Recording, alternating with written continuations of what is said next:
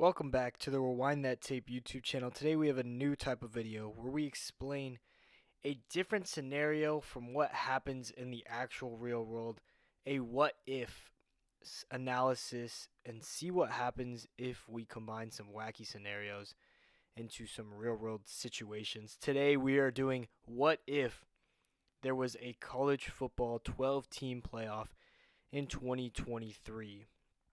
We know for sure there would be less arguing over the top four and who deserves to be in the playoff, as we saw this year with Florida State's abolishment and Alabama luckily getting in.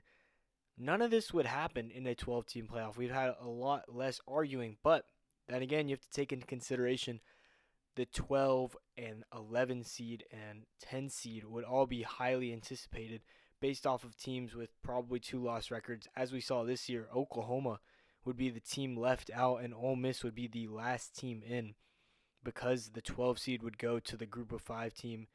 And as that changes with this new 2024 season, and we actually do bring a 12 team playoff, this is kind of a sneak peek of all of that. So, what would a new field bring into the top 4?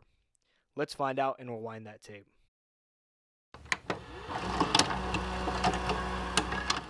Format for today's video is we're going to take the top 12 teams in college football, following the criteria that will be followed in the 2024 season.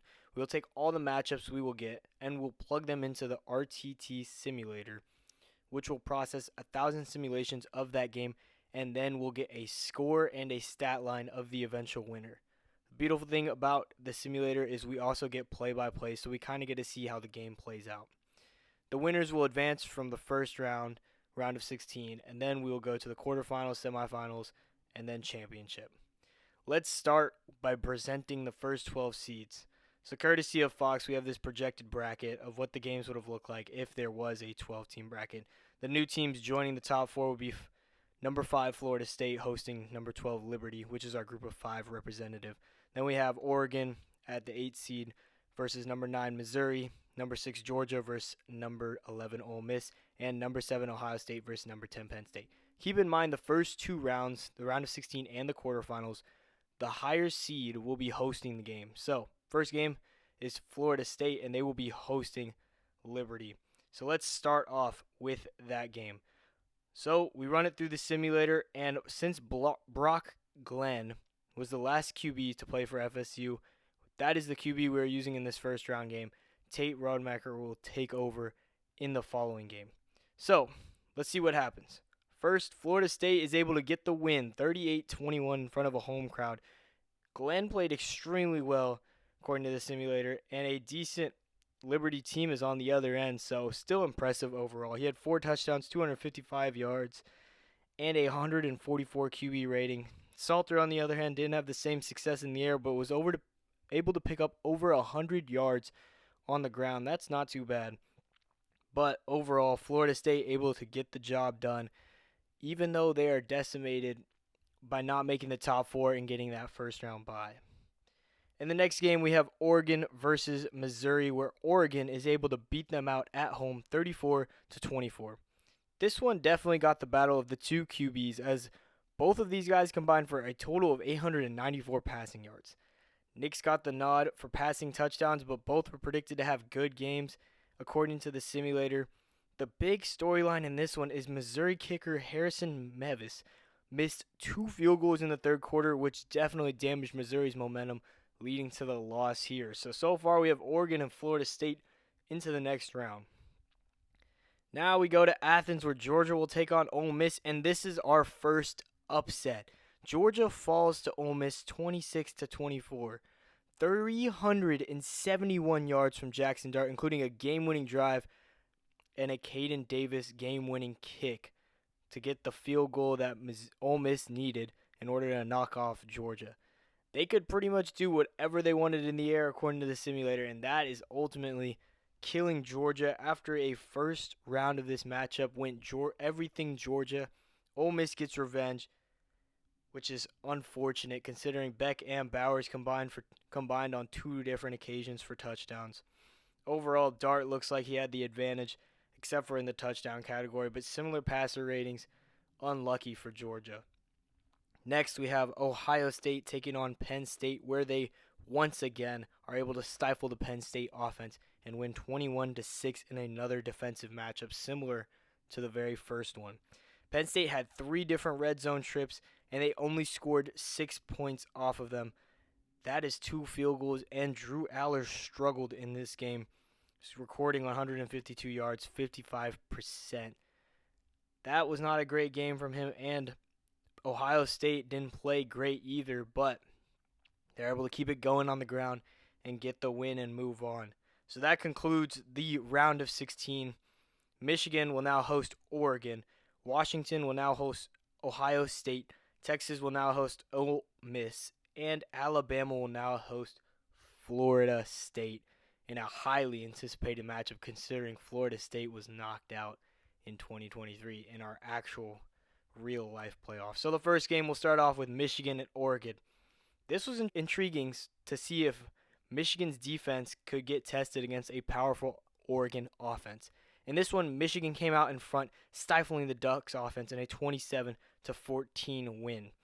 Michigan jumped out to a 27-7 lead, and the defense was able to take over. Both QBs played great, but overall, the Michigan defense was able to hold Bo Nix under his normal season average. Ohio State now goes into Washington and pulls off a massive upset, 34-28 on the road. After taking a 17-3 lead in the first half, OSU roared back into the game to try to and pulled off a comeback victory. Penix threw a pick with 4 minutes to go, which Ohio State was able to score the game-winning touchdown on. That's an unbelievable game, probably our best one so far. Next up, we have Texas versus Ole Miss in Austin, and Texas took care of business, winning 42-24. They jumped out to a 21-0 lead halfway through the first half. Dart threw 3 INTs in this game, which were all converted into Longhorn touchdowns. Quinn, on the other hand, was flawless. He had 344 yards and 72%, 4 touchdowns, and a 189 passer rating, along with 0 interceptions. That is a great stat line in a playoff game. And they look like the most dangerous team thus far. Next, we have the highly anticipated matchup where Alabama takes care of business against FSU. We thought about putting Jordan Travis into both of these games for FSU because it is a simulator. But we thought it wouldn't be fair to actually simulate what would happen if this was actually going on. Therefore, Bama takes them down easily, and Rodmaker was not very good in this game. FSU was only down 3 at the half, but Milroe and the offense came alive, and they set up a exact similar game where we have in real life. So Bama and Michigan, the only similarities besides Texas getting through into the playoff again. So 3 out of the 4 playoff teams make it, Washington being the only team that couldn't get the job done. Let's start off with the Rose Bowl game. And we have the first overtime game in the simulator college football 12-team playoff. This one goes into triple OT. And this was not the thriller we saw with Georgia and Oklahoma. That went into double OT. This one is 3 OTs, and the Wolverines pull out a 35-33 win. Milroe threw his 3rd pick of the game on the 2-point conversion that would have tied the game up and sent Bama into a 4th overtime. Great game. And this one definitely exceeded all the highly anticipated expectations, as both quarterbacks played pretty fantastically, aside from the Milroe 3 INT game. Next up in the Sugar Bowl, Ohio State knocks off Texas and continues their Cinderella run with a 23-19 7-field goal game. Looking at this matchup, I would have guessed more airtime, more balls in the air, and a higher touchdown game, but both defenses stepped up when the team was able to get inside their red zone and led to a lot of field goals, 7 field goals on this game. Neither QB was horrible, but neither was great. Quinn had 294 yards, which I'll give the nod to him in the QB battle. Cord was just able to do enough to get Ohio State through another big win. Now we go to the final in Houston, which was a rematch of the game. I wish we saw something different here, but it is the simulator running things. Michigan wins this rematch 26-20 over their rivals Ohio State, and the simulator had Michigan in the lead for the entire game. A great game for J.J. McCarthy as well.